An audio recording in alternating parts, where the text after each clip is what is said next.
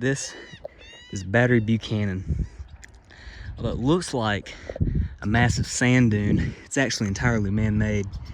It was constructed in 1864 by the Confederates to defend the lower Cape Fear. It was originally named Battery Augusta after Major James Riley's wife, Augusta Riley, but it was later renamed Battery Buchanan after Confederate Rear Admiral Franklin Buchanan, who was captured at the Battle of Mobile Bay in August of 1864.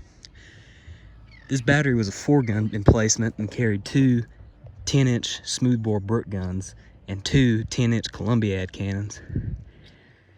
It was originally constructed to better defend New Inlet. It's about 1 mile south of Fort Fisher, which was the largest seacoast fortification in the Confederacy. Although it doesn't exist anymore, New Inlet was an inlet that ran right about there and allowed blockade runners to run into the harbor of Wilmington and run up the Cape Fear River 26 miles that way to Wilmington, a major seaport for the Confederacy. It was feared after the Battle of Mobile Bay that Union forces would run their gunboats past the Confederate batteries at Fort Fisher, so Battery Buchanan was constructed here to give direct fire and plunging fire to any ships that tried crossing Battery Buchanan. Battery Buchanan first saw action in December of 1864 with the first Battle of Fort Fisher. It was manned primarily by naval units. It was kind of like a unsinkable gunboat. During the first Battle of Fort Fisher on Christmas Day 1864, Union Commander William B. Cushing led a squadron of a few small launches and lifeboats up New Inlet to try sounding the depth to make sure that Union gunboats could clear that harbor and run up the Cape Fear River to bombard Fort Fisher from the rear. While his little flotilla of scouting boats and launches was running up New Inlet, they come under fire from Battery Buchanan here. I think 2 launches were sank and they had to call off the operation. During that firing, 2 of the Brooke guns here burst, which means they exploded, likely because the crew, who were trained to use naval guns, were using Army powder and overloaded it, because Army powder, or Confederate Army powder, was a lot more powerful than Navy powder, so that's probably why they exploded. The most famous battle that the fort would be involved in, though, was the second Battle of Fort Fisher.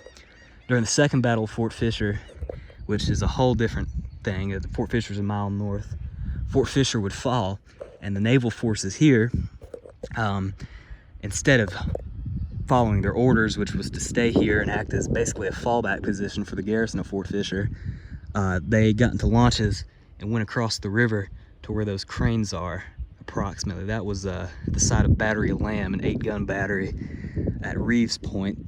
The entire garrison of this battery fled across the river and went to Reeves Point, abandoned and spiked their guns, making this whole battery essentially just a sand hill that was useless and indefensible. So when about 9 p.m. on January 15th, 1865, the remainder of the Confederate garrison of Fort Fisher retreated southward to Battery Buchanan, expecting to find the garrison here in a defendable position, but to their disappointment, all the boats had been taken and there was nobody here and the guns were spiked. So they were pretty much trapped. So Major James Riley, who had taken command of Fort Fisher after Colonel Lamb and General Whiting had been wounded, leaving him in command, eventually surrendered his garrison here at Battery Buchanan on the night of January 15th, 1865. But pretty cool. It's beautiful up here. It's a good fishing spot too. But beautiful and historic site here on the lower Cape Fear in North Carolina, 26 miles south of Wilmington.